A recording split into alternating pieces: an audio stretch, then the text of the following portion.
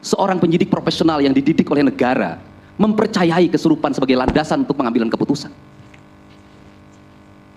Yang kedua, bagaimana orang ditangkap dan berdasarkan pengakuan mereka disiksa dulu tanpa ada pendampingan hukum yang memadai. Kemudian pelapor merangkap menjadi penangkap dengan kalimat diamankan. Kalimat diamankan itu kan sebenarnya kalimat halus dari ditangkap. Itu bahasa yang biasa digunakan. Kemudian bagaimana berproses tanpa alat bukti yang memadai? Pertanyaan saya itu ada satu saja. Yang menyatakan Eki dan Pina kecelakaan, ada 3 yang sudah bersaksi dan melihat langsung. Pertanyaan saya adalah, yang menyatakan mereka melakukan pembunuhan dan tindakan asusila, mana saksinya? Mana ada yang hadir pengadilan melihat sendiri? Mana ada bukti CCTV? Logikanya sudah tidak nyambung menurut saya. Masa kita... Oke kawan, jumpa lagi dengan Toro Channel ya. Langsung aja kita gas ya, sampai 7 terpidana bebas karena mereka tak berdosa. Jadi kali ini kita akan mendengarkan kesaksian ahli. Sebelumnya, assalamualaikum warahmatullahi wabarakatuh. Bismillahirrahmanirrahim ya.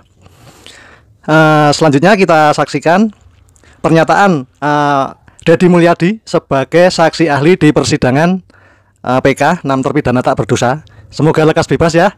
Di situ 6 terpidana itu sampai dibuatnya menangis ya, menangis terharu oleh Kang Deddy Mulyadi ya saat menjadi saksi ya di lanjutan sidang PK 6 terpidana kasus Vina Cirebon di Pengadilan Negeri ya, Pengadilan Negeri Cirebon hari Jumat 20 September 2024. Jadi Kang Deddy Mulyadi yang anggota DPR RI terpilih ini ya di tahun 2024 nih dari Partai Gerindra, beliau bahkan membuat seisi ruang persidangan tuh ikut terisak dan tercengang oleh pernyataan yang diluncurkannya terkait kasus yang menjadikan 6 terpidana itu divonis penjara seumur hidup, padahal tuntutannya hukuman mati, divonis penjara seumur hidup di tahun 2016 silam. Beliau juga berkata bahwa dalam maksudnya berdasarkan keterangan-keterangan yang beliau dapati dan hasil penelusurannya Kang Deddy Mulyadi, beliau bilang bahwa beliau berkeyakinan bahwa peristiwa pembunuhan Vina dan Eki 27 Agustus 2016 itu tidak pernah terjadi. Beliau meyakini, yakin pol ya. Dan yang beliau inginkan adalah menginginkan dalam catatan sejarah tidak boleh ada sebuah peristiwa atau orang yang tak bersalah kok dihukum. Nah, beliau nggak mau itu. Beliau nggak mau jangan ada dalam catatan sejarah orang yang tidak berdosa atau tidak bersalah kok dihukum. Yang diduga bahkan sampai vonis seumur hidup itu, tuntutan mati, hukuman mati divonis seumur hidup ya. Oke, lebih jelasnya langsung aja kita simak ya. Langsung kita simak Kang Deddy Mulyadi. Lanjut. Pakai dalam logika ini. Yang berikutnya adalah kesesatan berpikir. Kesesatan berpikir terjadi disebabkan karena kebiasaan kita. Maka saya selalu mengatakan, orang yang mengambil keputusan-keputusan strategis itu diwajibkan berpuasa. Kenapa diwajibkan berpuasa? Agar pikirannya kosong dari berbagai kepentingan. Nah, karena itu yang terjadi, maka kesesatan berpikiran ini itu di awal dia berasal dari apa? Matinya hati. Matinya hati disebabkan oleh apa? Problem sosial dan problem lingkungan serta problem psikologi orang. Nah, sehingga peristiwa ini menjadi berlarut dan kemudian terungkap baru hari ini. Itu pun terungkap karena adanya film.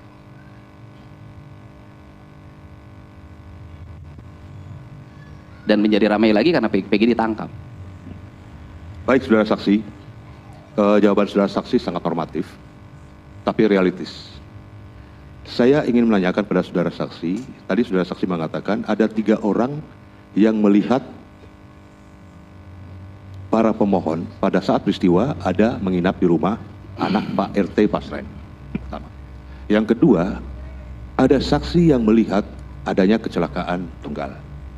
Apakah saksi pernah langsung bertemu dengan orang-orang tersebut untuk mewawancarai?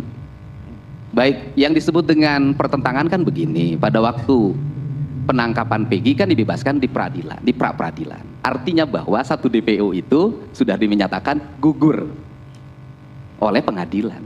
Artinya peristiwa itu peran Peggy dulu tidak ada.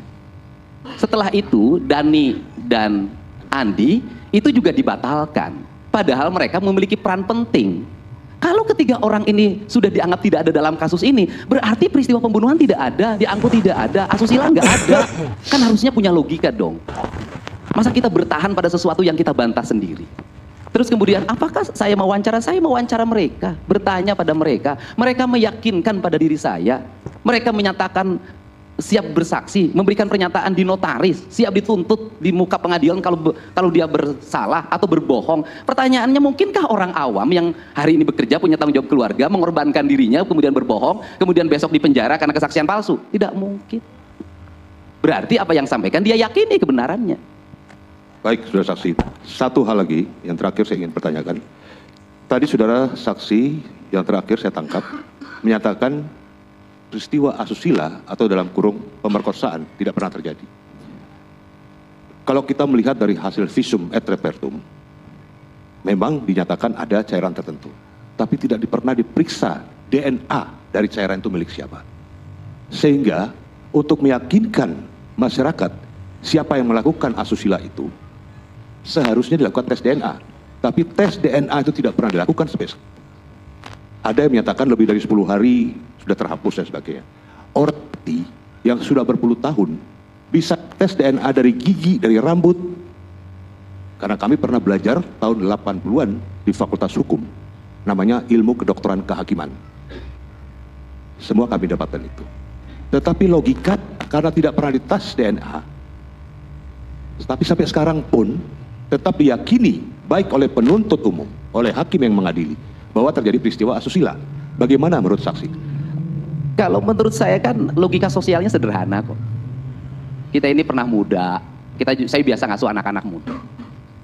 Kalau berdasarkan keterangan Widi, kan mereka putus tuh, kemudian bertemu lagi. Gimana sih kangennya orang putus kalau bertemu lagi? Cukup saya menjelaskan itu. Baik, terima kasih sudah saksi. Terima kasih, Bang Dedi, saksi. Saya sungguh-sungguh berterima kasih atas kehadiran yang memberikan perspektif melihat peristiwa ini dari perspektif di luar hukum, yaitu sosial dan kemanusiaan. Jadi ini melengkapi kita tentang apa yang akan kita lihat dalam peristiwa ini.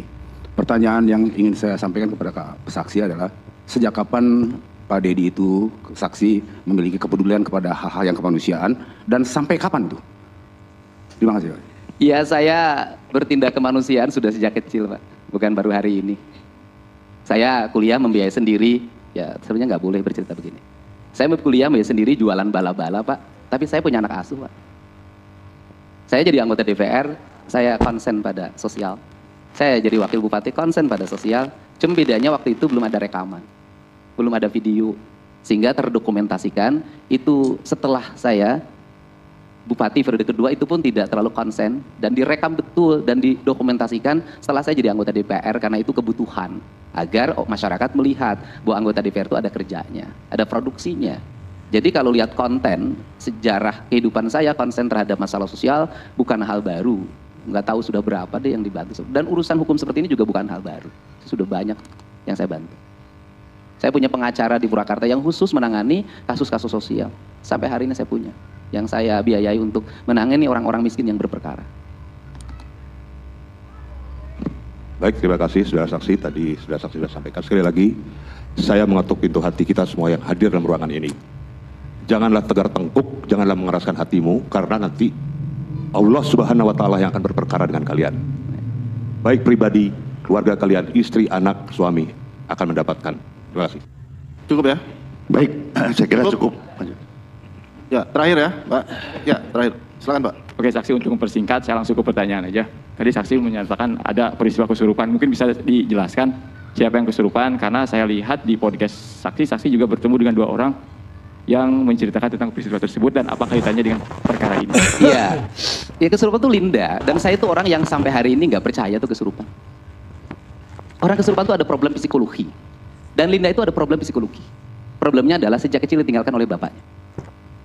Karena sejak kecil ditinggalkan oleh bapaknya, maka ada rasa sakit dalam jiwanya, karena dianggap bapaknya tidak bertanggung jawab pada dirinya. Dan orang yang seperti itu biasanya sangat cepat untuk berhalusinasi. Oke, langsung aja saksi. Apa yang diceritakan Linda pada waktu itu? Ya, Linda kalau dicerita di podcast saya, ya nggak bisa menceritakan, kata dia. Kan masa orang kesurupan bisa menceritakan lagi apa yang diucapkan?